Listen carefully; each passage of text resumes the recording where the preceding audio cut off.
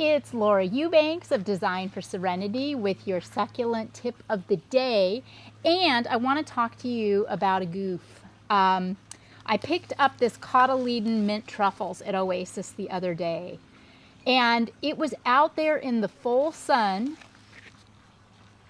at Oasis, which is zone 9B. I'm like zone 11. I set this on my courtyard, didn't give it another thought, and it got too hot, and you can see where it got sunburnt. That's what happened here with all of these kind of tan colored spots that you see all over the plant. There's also, it looks like a snail decided to run amok in here.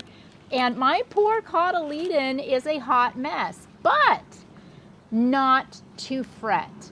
This is a very fast growing, tough plant that I love, and I know that all of this damage is going to grow out relatively quick. Here's one, same plant, that I put in my garden about 10 years ago.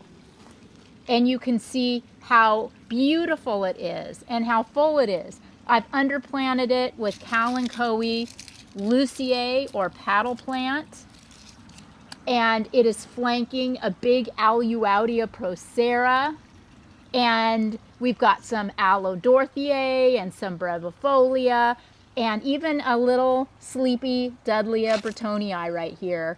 But you can see it's totally carrying its own weight, isn't it? I mean, it's just a beautiful, tough plant. It tolerates whatever I throw at it. Sometimes I water, sometimes I don't. This is a really, really hot spot in the garden. I've never had to trim it or cut it to size. This is basically all the growth I've got in about a decade. So, you know, despite the damage, this is not a plant that I have any intention of throwing away.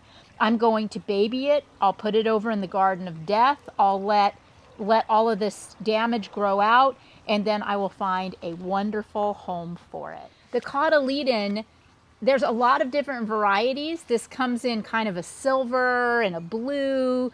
This one is tinged in red. Some of them have different shaped leaves. There's one called Fang.